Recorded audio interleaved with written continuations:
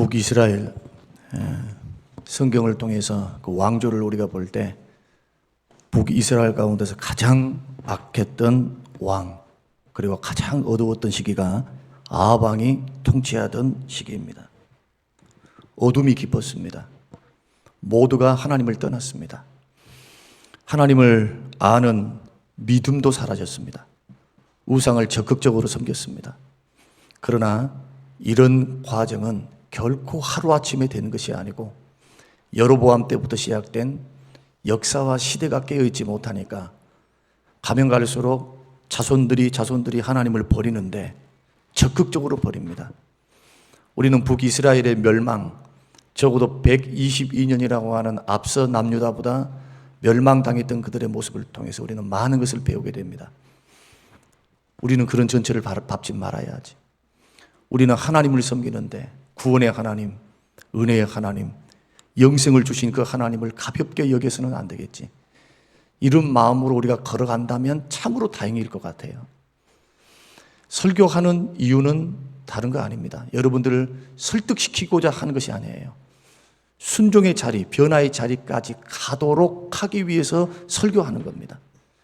목사의 사명이라고 하는 것은, 또 여러분들의 책임이라고 하는 것은, 은혜 받은 자의 합당한 책임은 반드시 주께서 말씀하신 그 자리까지 살아내는 거예요.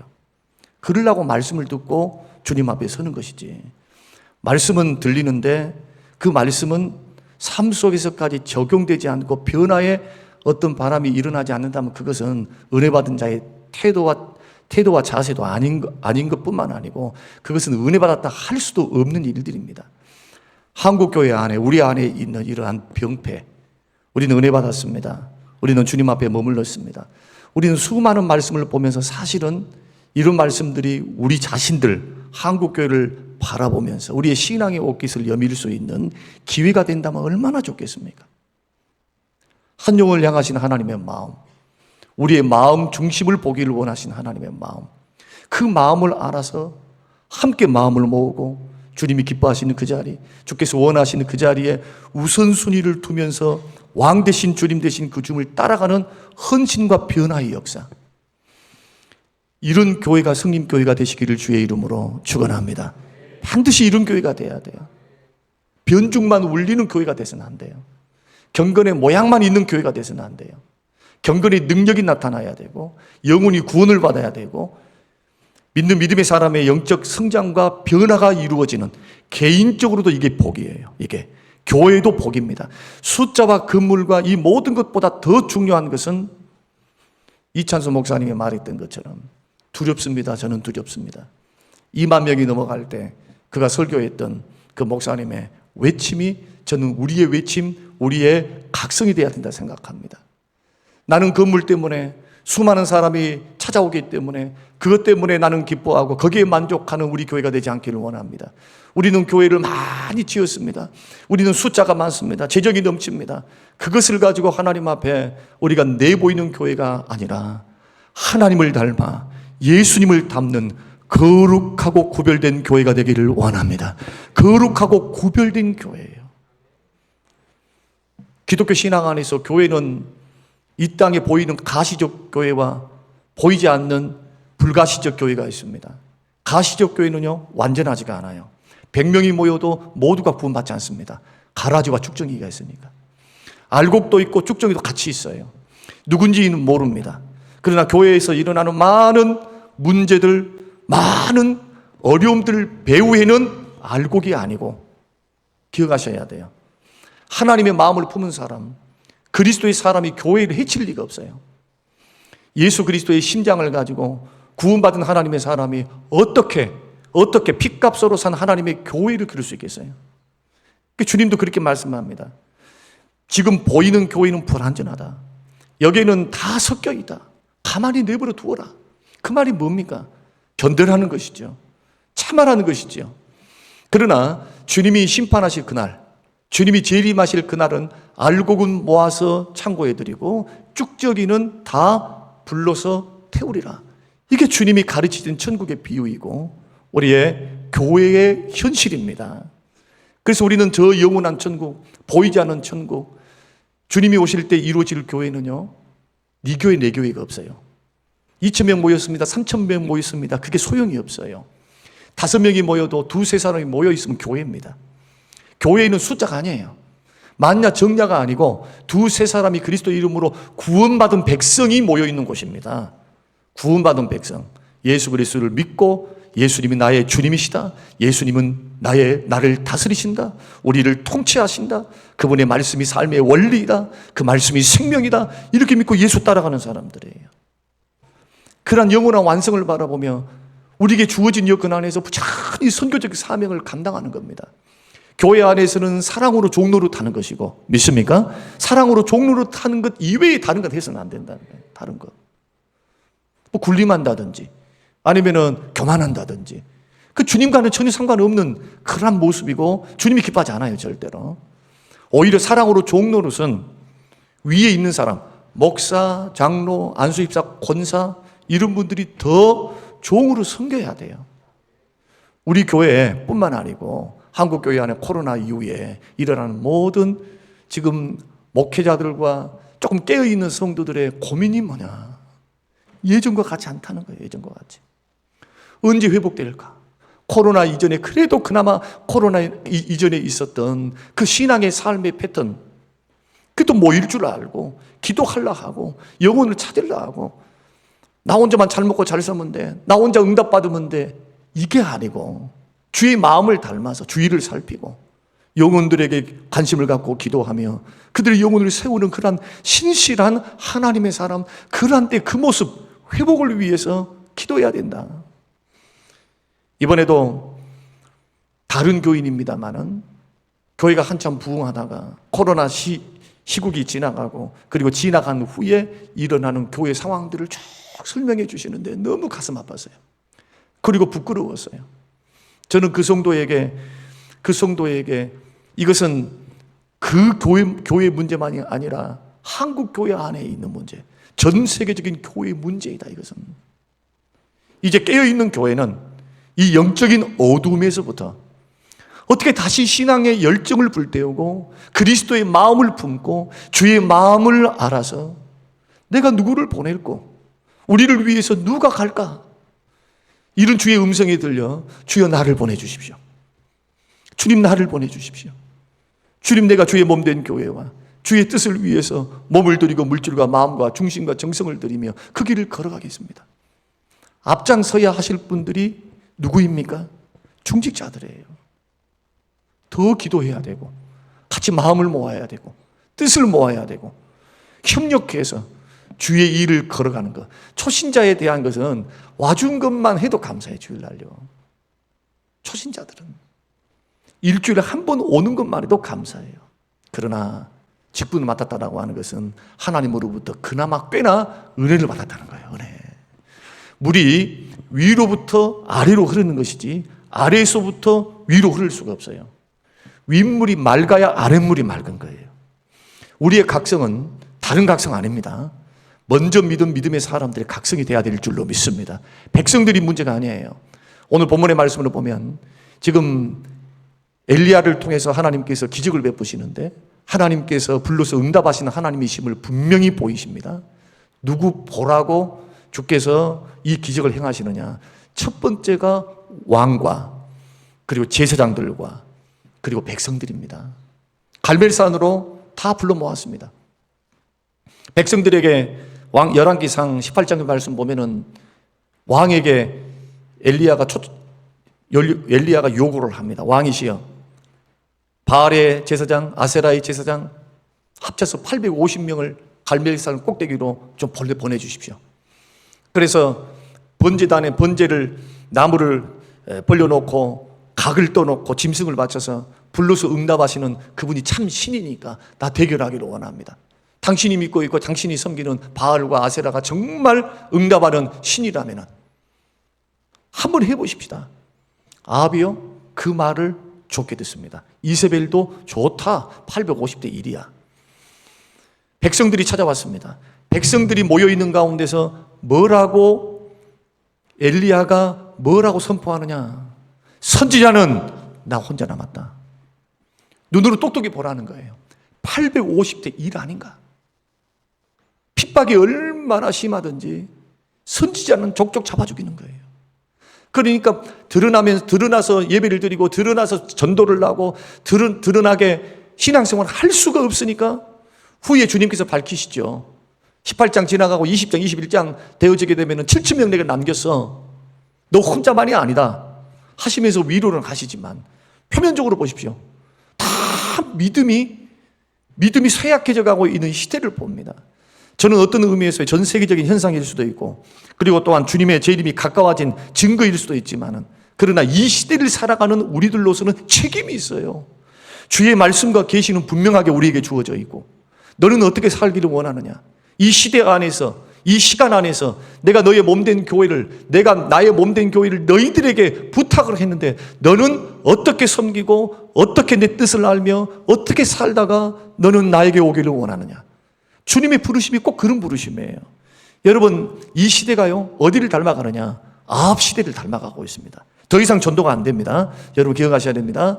더 이상 지금 한국교회 안에 일어나 있는 종교다원주의, 그리고 포스트 모더니즘을 통해서 전통을 부정하고 절대적인 진리를 부정하는 그 사상과 철학이 지배를 하고 있어요. 지금 젊은이들은요, 더 이상 신앙과 종교에 대해서 어떤 종교가 됐든지 얽매지 않으려고 합니다. 상대주의가 판을 치고 있어요. 그 시대의 흐름, 사상의 흐름, 불신의 흐름 속에 자식들이 다 무방비 상태로 다 들어가 있는 거죠. 그리고 우리들도 예외일 수가 없어요. 이제 물질이라고 하는 거, 좀 잘 살다고 하는 거, 먹고 산다고 하는 거, 이것 때문에 더 이상 연연하지 않습니다. 신앙이 목숨 걸고 신앙을 지켜야 될 이유가 하나도 없는 시대에 살고 있는 겁니다. 그리고 교회를 다니고 있는 사람들도 하나님을 떠나요. 하나님을. 그리고 교회를 다니는 사람이나 다니지 않는 사람, 큰 차이점을 발견할 수 없는 시대. 한국교회 150년 역사에서 1990년도에 외쳤던 이야기가 뭐였냐면은 벌써 30년 전부터 한국교회는 쇠퇴하고 있습니다. 침체하고 있습니다. 침체하고 있습니다. 1990년도 때부터 이를 외쳤던 외침이 뭐냐? 우리 호주 닮아가지 마십시다. 영국 닮아가지 마십시다. 우리 그 시기, 다시는 회복할 수 없는 시기가 있어요. 여러분, 기독교 신앙이 어느 정도로 무너지면 그 다음에는 다시 회복하기 어려운 지점이 있어. 이게 통계학적으로 또 신학적으로 역사적으로 바라보면은 그러한 정점에 있거든요. 한국교회는요, 그런 시간, 소위 말해서 지구가 2도가 되고 3도가 되면은 무슨 시간이 있다고 그러죠. 기온이 고장나는 시간. 이제는 때를 잃어버린 시간. 더 덥기 전에, 뜨거워지기 전에 그 자연이 자연스럽게 온도를 조절할 수 있는 그 마지노선을 넘어서서는 안 된다. 그때는 아무리 노력해봤자 안 된다는 거예요. 자연의 메커니즘이. 마찬가지로 영적으로도 마찬가지입니다. 우리 시대 안에서 다시 부흥을 이루고 다시 주님 앞으로 돌아오는 놀라운 역사, 이 대열에 저는 우리 교회가 쓰임받기를 원하고, 이 시대를 침체기, 쇠퇴기를 살아가고 있는 우리들이 주님 앞에, 시대가 쇠퇴했으니까 따라서 얼싸들싸 따라서 영적인 깊은 죄악의 잠, 쾌락의 잠, 세상을 살아가는 잠에 퐁당 빠져서 주의 사역, 주의 뜻, 주의 마음, 영혼을 향한 주의 뜻에 대해서는 생각하지 않고 휩쓸려서 걸어가는, 휩쓸려서 떠내려가는, 저는 그런 교회가 되지 않도록 저를 비롯해서 중직자들이 깨어있는 그러한 교회가, 성림교회 여러분이 개인이 되시기를 주의 이름으로 축원드립니다. 다시 한번 호소합니다. 여러분들이 말씀을 듣고 변화를 되지 않고 행동을 하지 않고 순종을 하지 않으면 뭔 소용이 있어요? 개인적으로 가가지고 잘한다 어쩐다 저쩐다 하는 거, 교회는요 모여야 돼요. 주님의 명령이에요. 모이기를 피하는 어떤 사람은 습관과 같이 하지 마라. 모이지 않는 것도 습관이 되는 거예요. 습관. 그러면서 무슨 주의 일을 한다, 주의 역사를 이룬다. 모일 수 있도록 기도해야 되고, 모이기를 위해서 애써야 되고, 주의 명령이니까, 그래야 주의 뜻을 이루니까, 그래야 성령의 불붙는 역사가 일어나니까. 방송을 보시면서 이 말씀들이 저는 뼈 있는 울림이 되기를 바랍니다. 여러분 자녀와 여러분의 가정이 정말로 마지노선, 이제는 내가 아무리 말해봤자 자식들이 안 듣는다, 내가 아무리 말해봤자 이제는 막 주님과는 상관없는 인생을 살아간다. 여러분 그렇게 가슴 신은 그런 날이 있지 않기를 원한다면 먼저 누구부터 변화돼야 될까요? 저는 부모님들부터 변화돼야 될 줄로 믿습니다. 교회가 저변에서부터 변화의 일, 부흥의 일이 일어나길 원한다면 목사부터, 장로님들부터, 안수집사, 권사님들로부터 저는 변화돼야 된다고 생각을 해요.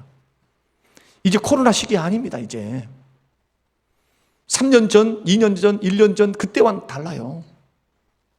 신앙의 옷깃을 여미고 다시 한번 구별됨으로 우리는 세상과 다릅니다. 세상을 추구하고 돈을 추구하고 그것이 진정으로 행복을 줄 것 같은 세상 사람들의 생각과 우리는 다릅니다. 우리의 영생, 우리의 구원, 우리의 만족, 우리의 평안, 우리의 생사는 우리를 창조하시고 구원하신 성삼위 하나님으로부터 옵니다.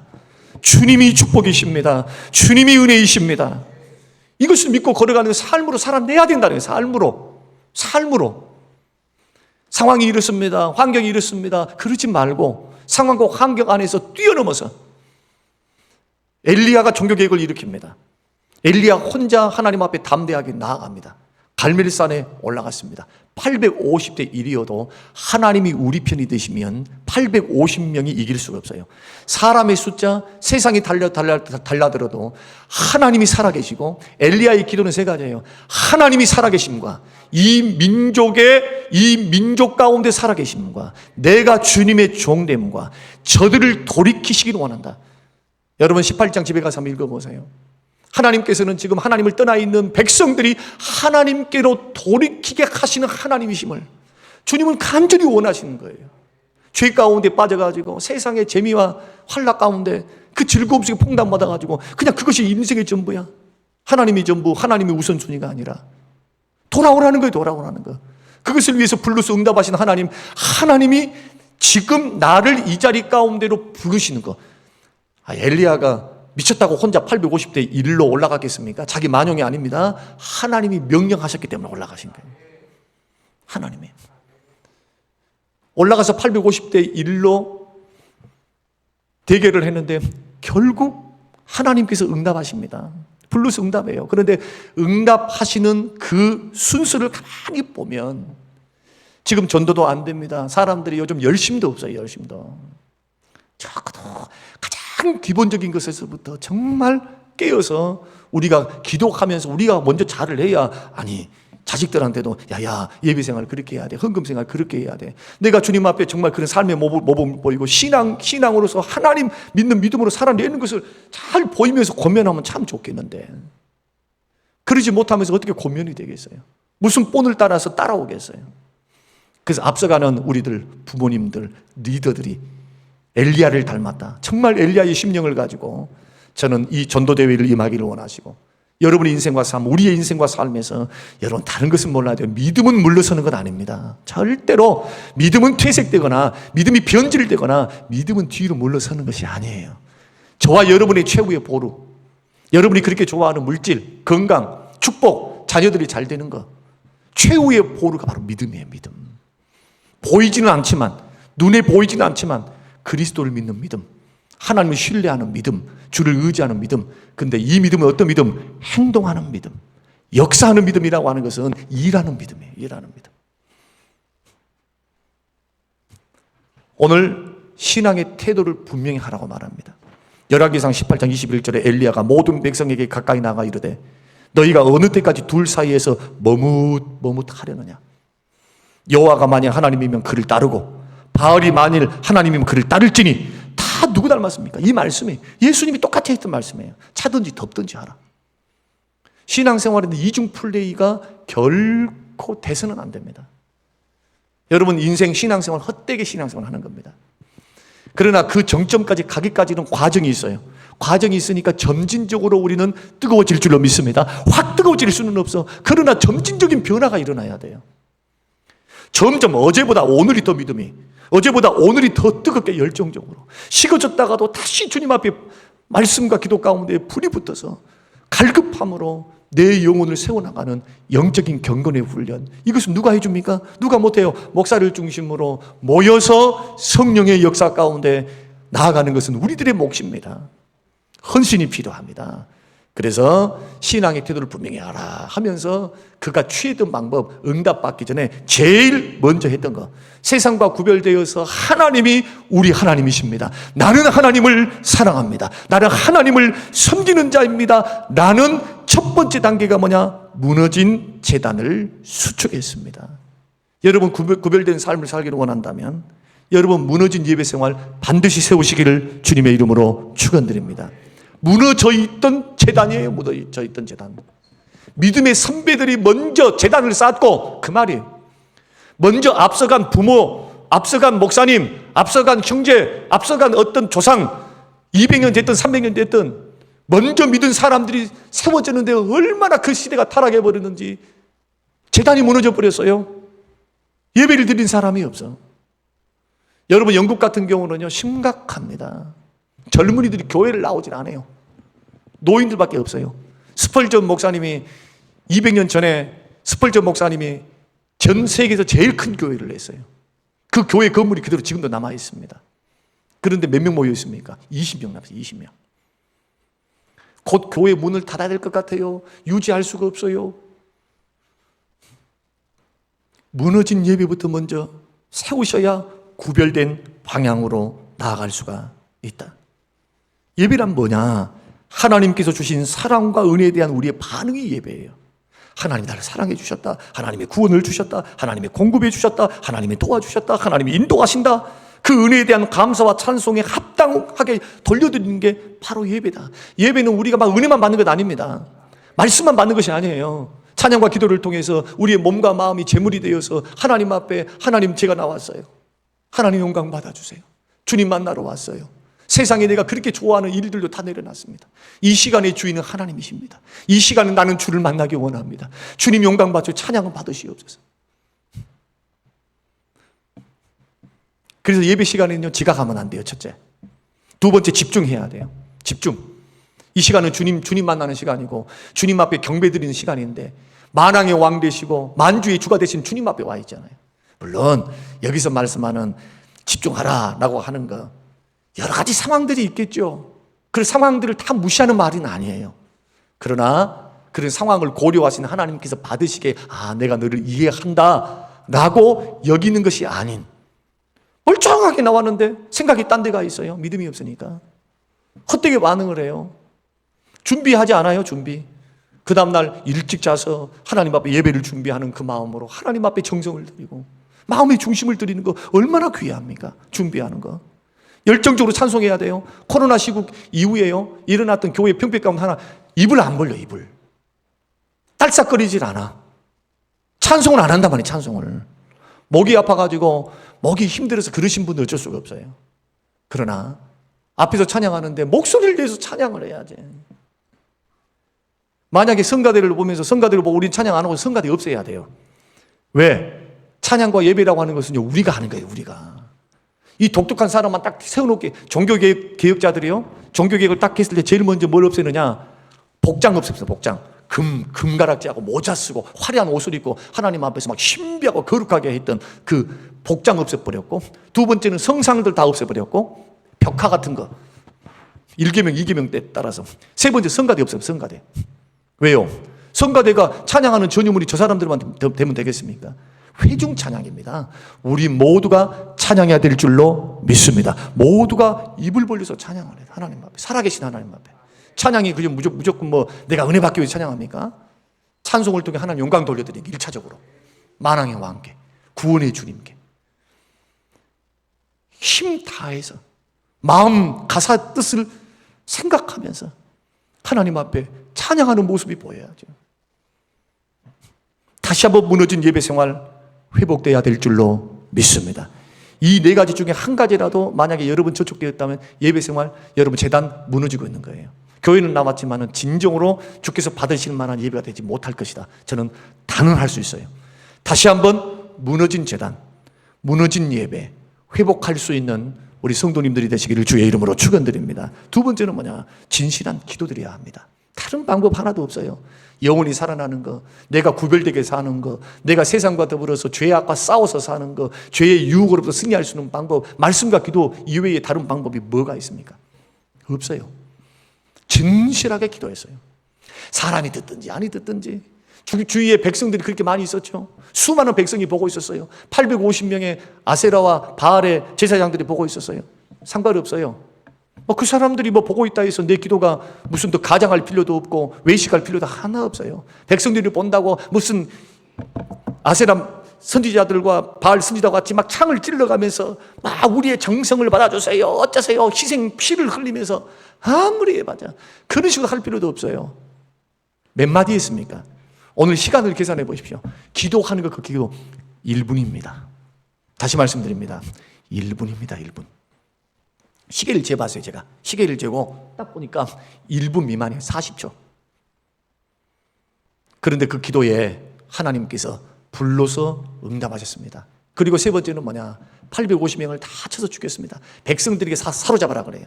다 사로잡았습니다. 다 사로잡아서 왜 죽였을까요? 이제 기손 시내가 가지고 지금 이세벨이가 살아있고 아합도 살아있고 지금 그들을 신봉하고 있는데 패배했으면 너희들 패배했지 하고 백성들에게도 이제부터는 쟤들은 가짜야, 하나님은 섬겨야 돼 하고 딱 말아불지 뭐하라고 끝까지 씨를 말려버립니까? 850명이 어떤 사람이냐? 바알과 아세라 섬기는 사람 다 몽땅 올라와 있는 거예요. 지금 그 나라에 있었던 모든 제사장이 몽땅 다 올라와 있어요. 다 지금.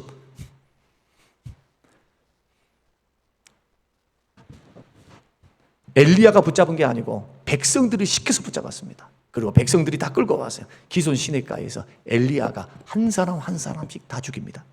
850명을 다 죽여요. 잔인합니까? 아닙니다. 백성들에게 보이는 겁니다. 하나님과 우상은 겸하여 섬기는 거 아니다. 세상과 하나님은 겸하여 섬기는 것 아니다. 하나님과 돈은 겸하여 섬기는 것 아니다. 둘 중에 하나 하라. 둘 중에 또 중히 여길 것 중히 여기고 경히 여길 것은 경히 여겨라. 이게 예수님 말씀이에요. 구별됨입니다. 여러분, 저와 여러분들이 이제 우리가 5일 동안 VIP 전도대회를 하면서 전도 열심히 합시다.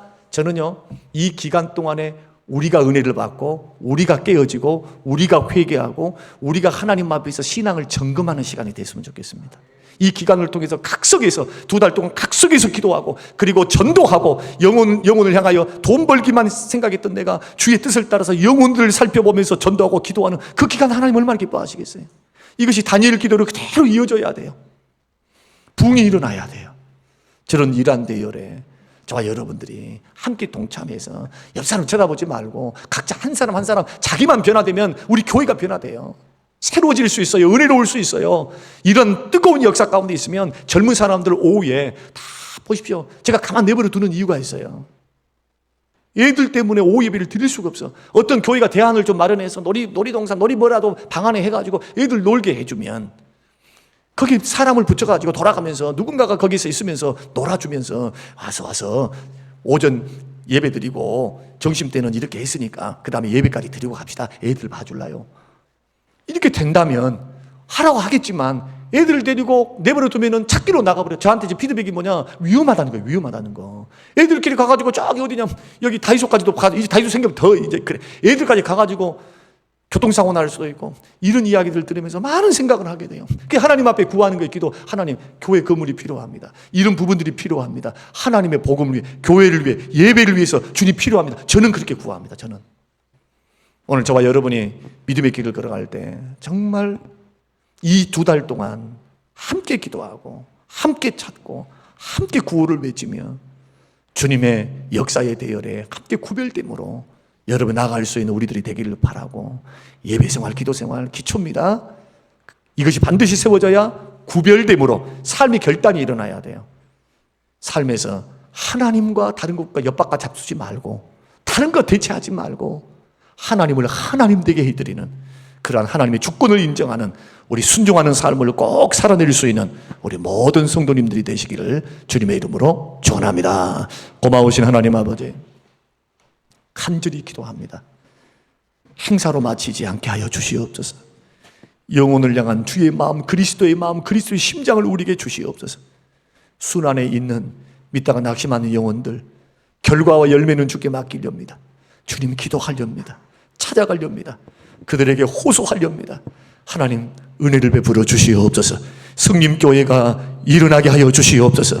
전도되게 하여 주시옵소서. 많은 영혼들이 돌아오게 하옵소서. 예배의 자리, 기도의 자리가 회복될 수 있도록 무너진 재단을 수축할 수 있도록 축복하여 주시옵소서. 감사드리며 예수님 이름으로 기도합니다. 아멘.